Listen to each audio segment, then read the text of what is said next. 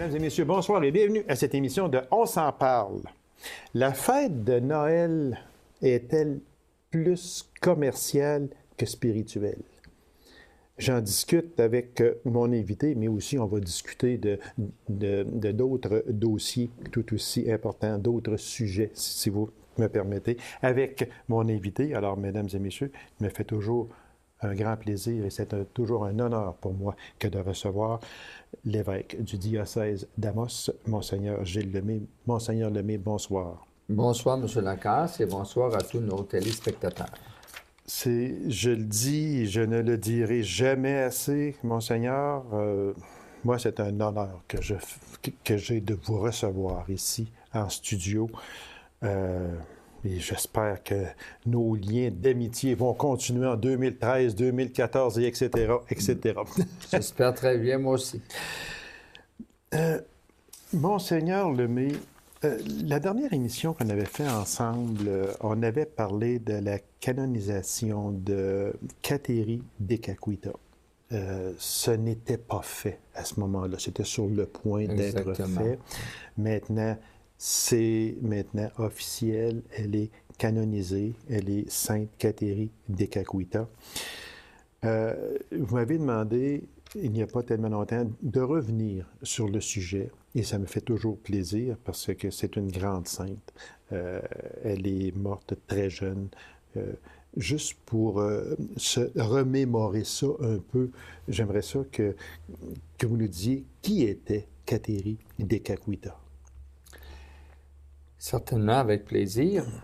Alors, si j'ai proposé d'en reparler, c'est que dans notre diocèse, à la cathédrale d'Amos, il va y avoir le mercredi 12 décembre, en soirée à 19h30, il va y avoir une célébration solennelle d'action de grâce, de louange au Père, Dieu notre Père, pour ce pas-là.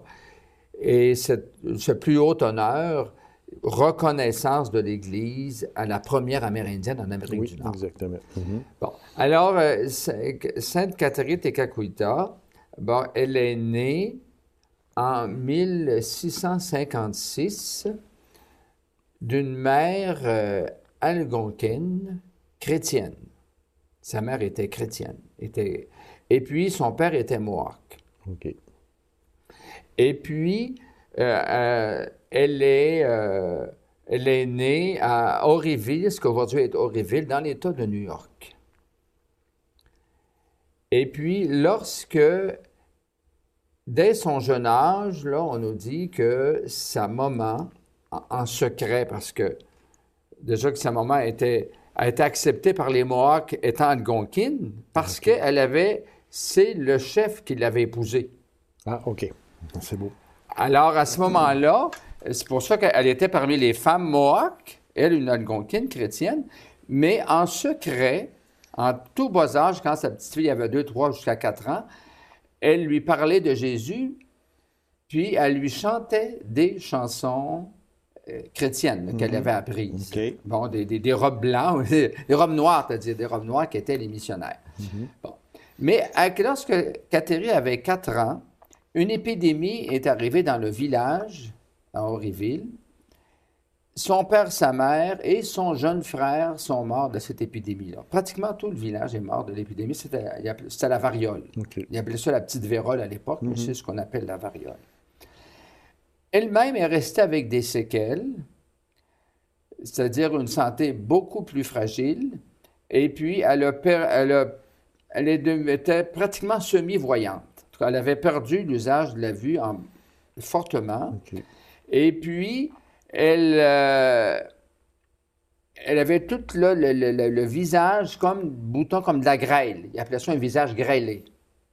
Bon, alors donc, c'est les deux séquelles importantes qu'elle avait. Vue très diminuée et le visage grêlé. Et puis, d'ailleurs, c'est pour ça que son nom de Tekakwitha, c'est un surnom qui veut dire « qui avance en tâtonnant ». Comme dû à sa vue qui avait exactement, beaucoup diminué. Okay. Exactement. Okay. Alors, Tekakwitha, c'est ça que ça veut dire, qui avance en tâtonnant. OK. Bon. Alors donc, orpheline à 4 ans, elle a été élevée par ses tantes. Et puis, comme de famille, son père était mort, mais son père était le grand chef. Alors, ils étaient dans la plus grande tente du village, si on veut, ou de la bourgade. Et puis, ce qu'elle a reçu de sa mère, là, je dirais, l'amour de Jésus, et puis reconnaître Dieu dans la nature, le grand esprit hein, qui veillait sur le monde entier, sur toute la terre. Alors, elle avait conservé ça, c'était comme dans le secret de son cœur, et lorsqu'elle allait en forêt, oui, elle priait le grand esprit, mais pour elle, il s'était demeuré dans son cœur cet éveil, cette semence que sa mère avait déposée. Mhm. Bon, dû à sa faible vision, elle travaillait plus à l'intérieur de la tente qu'à l'extérieur. Quoique, elle allait aussi faire les plantations de maïs et autres. Bon. À 11 ans, il y a eu un traité de paix et puis ça l'a permis aux missionnaires de pouvoir retourner dans son village, là, dans cet État de New York, là, aujourd'hui, à Horryville. Et puis, elle a entendu les missionnaires parler de l'Évangile, puis elle a fait comme un lien avec ce que sa mère était. Mais elle était tellement timide, tellement gênée, que je dirais, elle ne leur a pas parlé. Surtout que les femmes, on sait. Timide et gênée dû à Possiblement. sa vue. Elle se sentait diminuée, peut-être.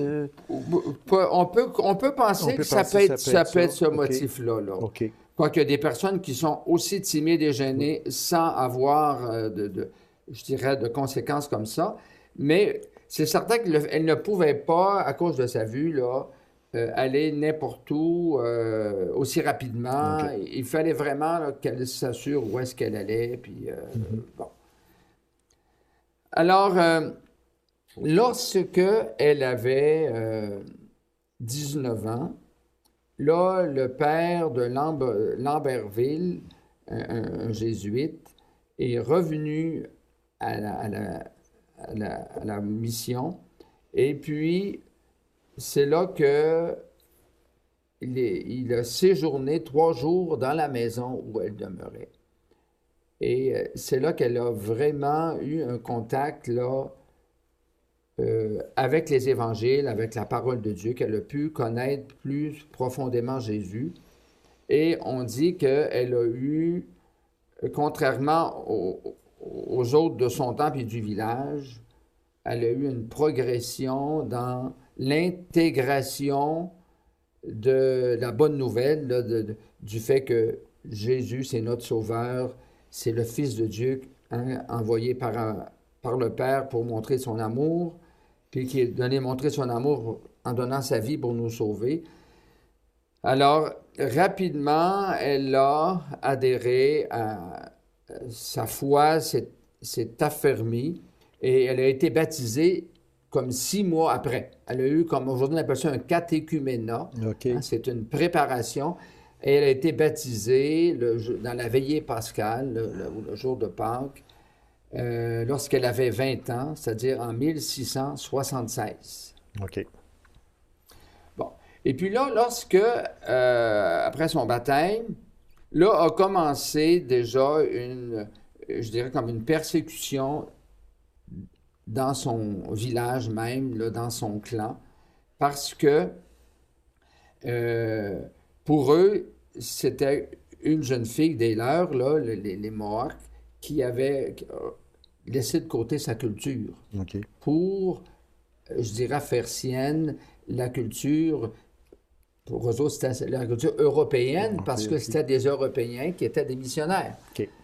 Alors, là, elle a eu différentes sortes de persécutions, même les enfants dans le village lui tiraient de la boue, lui tiraient des cailloux, paraît-il. Et puis, de sorte que le prêtre ou le missionnaire jésuite qui l'avait baptisé s'est rendu compte que ça serait plus tenable, cette persécution-là. Alors, il a contacté ses confrères qui étaient dans une bourgade amérindienne près de Montréal, ce qui aujourd'hui est Kahnawake. Exactement. OK. Puis qui est la petite église Saint-François-Xavier à Kahnawake. Alors, qui est en hommage à Kateri. Exactement. Okay. Alors, donc, à ce moment-là, à 20 ans, elle s'est sauvée. Je suis obligé de la faire ça parce qu'autrement, jamais il aurait accepté son oncle et ses tantes de la laisser partir. Alors, pendant que son oncle était parti pour une période de chasse, alors la nuit, elle était partie avec 2 Mohawks et puis quelqu'un qui était venu de l'ami, qui doit être l'ami de son enfance, qui était marié, qui restait là à Kahnawake. Okay. Donc, avec ces 3 personnes-là, elle a pu se sauver et faire 300 km. C'était déjà le début de l'automne qui s'annonçait. Ils ont fait comme le voyage entre les mois de septembre, octobre. Ils sont arrivés déjà dans la neige là, quand ils sont arrivés vraiment après tout le périple dangereux. Mm-hmm. Okay. Bon, alors, ce qu'elle nous apprend, c'est un peu ça aussi que je veux. Il y a comme 5 points que je veux, en terminant, dire que Sainte Kateri Tekakwitha devrait et doit être une inspiration pour nous aujourd'hui. D'abord, on est dans une étape, il vient d'avoir un synode sur la nouvelle évangélisation pour la transmission de la foi. Et puis, la nouvelle évangélisation, c'est permettre la rencontre avec Jésus-Christ. C'est présenter à travers la Bible, présenter la personne de Jésus pour que la personne avec qui tu es puisse le rencontrer. D'abord, la foi, ça ne s'impose pas. OK, non, c'est sûr. On peut parler de connaissances, on peut raconter une histoire, on peut lire la parole de Dieu, évidemment, qui est une parole vivante, mais la foi, c'est l'œuvre de l'Esprit Saint dans le cœur des personnes. Et la nouvelle évangélisation, c'est centré vraiment sur la personne de Jésus, le Fils de Dieu, notre Sauveur. OK. Hein? Alors, c'est ça que c'est l'essentiel de la foi de Sainte Kateri Tekakwitha. Puis d'ailleurs, elle est décédée en disant « Jésus, je t'aime ».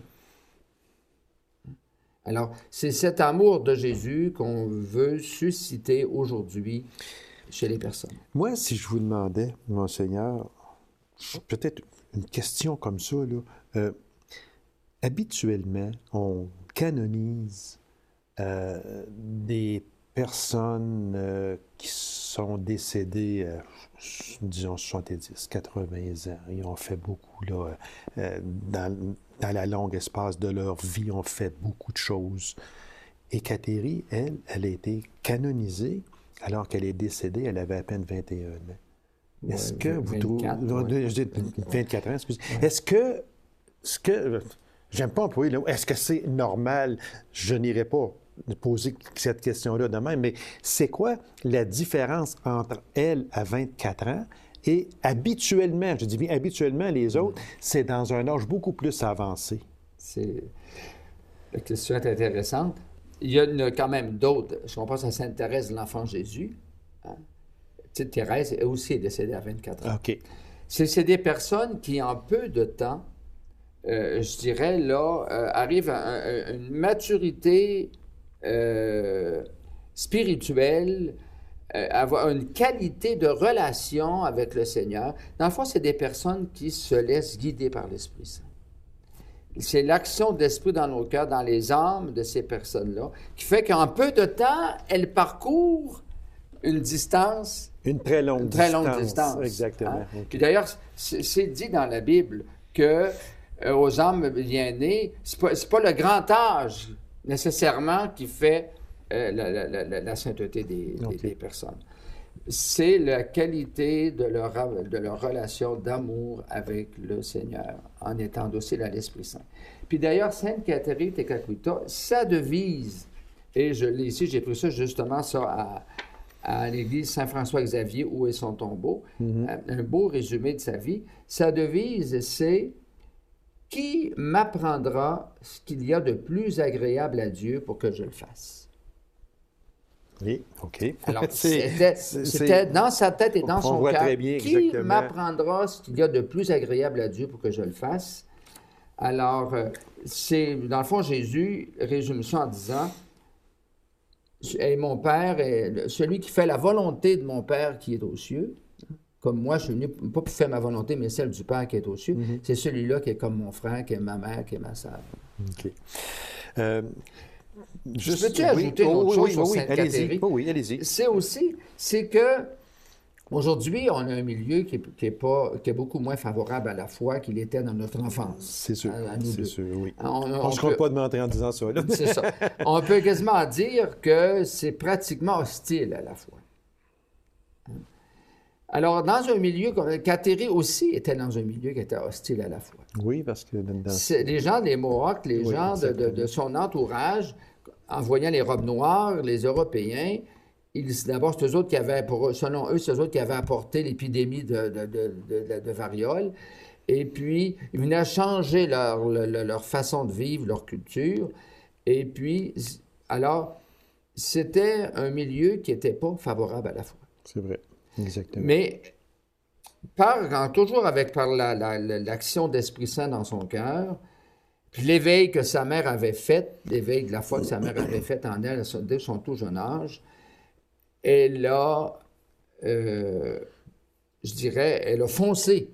Hein? Elle a, je dirais, fait face à cette adversité-là pour arriver à les baptiser. Puis ensuite, comme je disais tout à l'heure, elle a dû s'en aller, s'exiler pour... Un cheminement assez court, mais combien valeureux, c'est pour ça que... Exactement. En terminant sur ce sujet-là, si vous me permettez, Monseigneur, j'aimerais que vous reveniez sur cette messe-là qui aura lieu le 12 décembre prochain. Vous invitez les gens du diocèse. On diocèse. invite tous les gens du diocèse. On espère qu'il y aura des gens de toutes les paroisses. Puis, on a préparé la célébration avec les Algonquins, parce que dans notre diocèse, c'est une maman algonquine qu'elle a eue, Sainte Catherine. Alors, on a préparé ça avec des gens de Picogan et aussi de Lac-Simon. Alors, on aura des délégations. On aura des délégations de ces deux réserves-là à la célébration. Et on va faire le rite de purification je ne sais pas si vous me disiez tout à l'heure que vous avez vu la messe à l'oratoire Saint-Joseph. Oui, exactement. Je ne sais pas si vous vous rappelez le rite de purification du début. Exactement. Alors, on va le faire aussi. Vous allez le faire aussi. Ce sera grandiose. C'est le 12 de décembre. À quelle heure, Monseigneur? 19h30. À 19h30. Alors, on invite la population. C'est à Amos. À la cathédrale d'Amos, à la belle cathédrale d'Amos. Monseigneur, si vous me permettez, on va passer à un autre sujet qui est la fin du synode sur la nouvelle évangélisation. Ça signifiait quoi, ce synode-là? Bon, ce synode-là, d'abord, il y en a 4 ans, des synodes, puis les thèmes c'est jamais les mêmes thèmes, c'est pas des répétitions. C'est pour nous aider à avancer davantage, à aller plus loin dans notre compréhension de la mission que Jésus nous a confiée à son Église. Bon, alors celui-ci avait comme titre « La nouvelle évangélisation pour la transmission de la foi chrétienne ». Et alors, disons que la nouvelle évangélisation, ça fait référence, c'est pas un nouvel évangile, c'est le même, Jésus-Christ est le même hier, aujourd'hui et demain et toujours. C'est le même évangile, mais c'est dans le sens d'un nouveau contexte. On fait face à une nouvelle situation, et puis, comme le disait Jean-Paul II, il faut employer une nouvelle méthode. Nouvelle méthode, nouvelle expression pour susciter une nouvelle ardeur. Alors, c'était ça l'objectif de comment donc, dans le contexte du monde sécularisé d'aujourd'hui, comment arriver à, je dirais, vivre la mission, réaliser la mission de faire connaître le plan d'amour de Dieu notre Père que Jésus, son Fils, est venu sur la terre nous montrer. Ce synode-là nous a apporté quoi exactement? Bon, on n'aura pas encore... D'abord, il y a 58 conclusions. Oui, exactement. Les pères, ce sont des propositions qui ont été remises à Benoît XVI. À Benoît XVI, alors, ça, c'est les 58 propositions, elles sont dans ce... Et ça vient de ce synode. Oui, exactement. Okay. Ça a été remis à Benoît XVI, puis là, Benoît XVI, il va étudier ça, il va les intégrer, les digérer, puis il va écrire un texte à partir de ça. Ce qu'on va appeler une exhortation. Ah, OK. Il y aura un texte que Benoît XVI va écrire à partir de ça, qui devrait normalement s'apparaître en plus ou moins 1 an après la fin du synode. Et ça va servir à qui et à quoi? Bien, ça va nous servir aux prêtres, à tous les laïcs qui sont convaincus de leur baptême. Parce que c'est tous les baptisés qui ont à être missionnaires. Pas rien que les prêtres, les religieux et les religieuses. On a tendance à penser juste ça. Oui, c'est ce qu'on a pensé là, dans le temps, dans notre enfance, comme je reviens à ça. Quand, dans le temps où il y avait les écoles avaient été fondées par des communautés religieuses, des frères, dans le temps où il y avait, je dirais, les gens de la vie consacrée assumaient des rôles essentiels dans la vie d'une population, mais qu'aujourd'hui ont été pris par l'État, c'est avec normal aussi. Oui. Mais on pensait que faire connaître Jésus, la mission, c'était seulement pour quelques personnes privilégiées ou appelées. Mais cet appel-là, il origine de notre baptême. Ça, c'est une découverte de Vatican II, du Concile Vatican II. Il y a ce qui s'est réalisé il y a 50 ans. C'est ça, exactement. Ça fait 50 ans. 50 ans, OK. C'est ça. Alors, puis là, en plus de ces 58 propositions-là, les pères synodaux ont écrit un message qui est intitulé « Message final au peuple de Dieu ». Bon. Il y a 14 points dans ce message-là. Je ne vous les dirai pas, je vous rassure. Mais il y en a quelques-uns qui sont très importants, que je voudrais souligner, si vous me le permettez. Oui, allez-y, monseigneur. Alors, le 3e a pour titre « La rencontre personnelle avec Jésus-Christ dans l'Église ». OK. La foi, puis le pape Benoît XVI le dit, à l'origine de la foi chrétienne ou de la vie d'un chrétien, que ce soit la tienne ou la mienne ou n'importe qui nous écoute, c'est pas une idée, c'est pas une théorie, mais c'est la rencontre avec quelqu'un. C'est de faire la rencontre avec quelqu'un, et ce quelqu'un-là, avec une personne, c'est la personne de Jésus-Christ. C'est ça qui donne un sens à ta vie. Alors, on dit, si la foi se décide tout entière dans le rapport que nous instaurons avec la personne de Jésus, qui vient le premier à notre rencontre. C'est toujours lui qui vient le premier à notre rencontre, de la même façon que c'est Dieu qui a pris l'initiative de la création. Dieu a pris l'initiative d'envoyer son Fils pour nous sur la terre comme pour faire une recréation, c'est-à-dire pour recréer l'alliance entre lui et nous et lui. Alors, ça, c'est très fort, très fortement dit dans ce message-là. Fait que si on regarde tout ça, parce que le temps passe très vite, monseigneur, si on regarde tout ça, ça devrait en principe prendre environ 1 an au pape à donner un texte définitif. Texte définitif selon ce que les synodaux ont sorti suite à ce synode-là. Oui. Monseigneur, je sais qu'on pourrait en parler encore beaucoup, mais dans mon intro, on parlait de la fête de Noël. J'aimerais, parce qu'il reste à peine de 3 minutes environ. Fait que je disais dans mon intro que est-ce que la fête de Noël, elle est plus commerciale que spirituelle, si je vous posais la question? Oui. De fait, surtout ici, dans notre contexte nord-américain et Québec, oui, c'est beaucoup plus commercial. La semaine passée, là, j'étais avec une grand-maman. Une grand-maman quand même relativement jeune, mais c'était une grand-maman. Puis eux autres, là, c'est des chrétiens convaincus, des catholiques, des gens qui pratiquent. Ils ont 5 enfants. Puis le dimanche, il y a une rencontre de famille, puis ils prient ensemble un Notre Père. Ouais. Moi, j'ai suggéré ça, que toutes les familles, s'ils veulent être des familles chrétiennes, que le dimanche, ils prient un Notre Père en famille. Bon, eux autres, ils le font. Puis là, elle a un petit-fils de 6 ans qui va à la maternelle. Puis elle dit à son petit compagnon, préparait Noël, puis son petit compagnon, pour lui, Noël, c'était les bebelles, c'était les décorations, tout ça. Fait que là, le petit garçon, il dit à son chum, son petit ami, « Ben Noël, c'est la fête de Jésus! » Fait que là, quelques jours après, il rencontre la maman de son petit gars. Puis là, il dit à sa maman, il dit... Mais supposons qu'il s'appelait David, le petit gars. David, là, il ne sait même pas que Noël, c'est la fête de Jésus.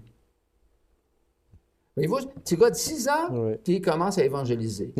Lui, il a une conviction, mais aujourd'hui, c'est tellement commercial. Ah oui, c'est terrible. C'est tellement commercial qu'on oublie l'essence, l'essentiel de la fête, qui est Dieu qui prend un corps d'homme, comme le tien, qui l'a mis, qui est dans le petit enfant Jésus de la crèche. Cet enfant-là, c'est un être humain, mais c'est aussi pleinement Dieu, pleinement homme et pleinement Dieu. Comment, Monseigneur, on peut aujourd'hui préparer la fête de Noël dans la chrétienté? Bien, moi, je pense que... il faut non seulement écouter des chants de Noël, peut-être des chants religieux qui nous aident, mais s'attacher aux paroles, pas rien qu'à la mélodie. Puis, faire silence pour accueillir les paroles, d'une part. Deuxièmement, quand on fait l'arbre de Noël, le sapin de Noël, profitez quand on fait la crèche. Il y a une belle petite catéchèse à faire autour de la crèche. C'est qui les parents de Jésus? Puis, c'est qui Jésus? C'est quoi sa mission? Hein? L'Emmanuel, c'est Jésus Emmanuel. Emmanuel veut dire Dieu parmi nous, Dieu avec nous. Monseigneur, c'est tout le temps que nous avions. Je vous remercie infiniment. On a pas mal fait le tour des 3 questions que l'on avait. Moi, je vais vous lancer une invitation. En 2013, je vais vous inviter pour venir parler de la fête de Pâques, de la vigile de Pâques. Tout ça, on va rester... on a parlé de Noël. La prochaine grande fête de l'Église, c'est la mort du Christ et la résurrection. Fait que je vais vous inviter à venir parler de cette grande fête-là que tout le monde considère comme étant la plus grande fête de l'Église. Alors, je vais vous inviter à ça. Puis, juste en terminant aussi, bien rappeler aux gens que le 12 de décembre prochain, à 19h30, à la cathédrale à Amos, il y aura une messe spéciale pour la canonisation de Kateri et de Kakwita, que vous allez animer en même temps.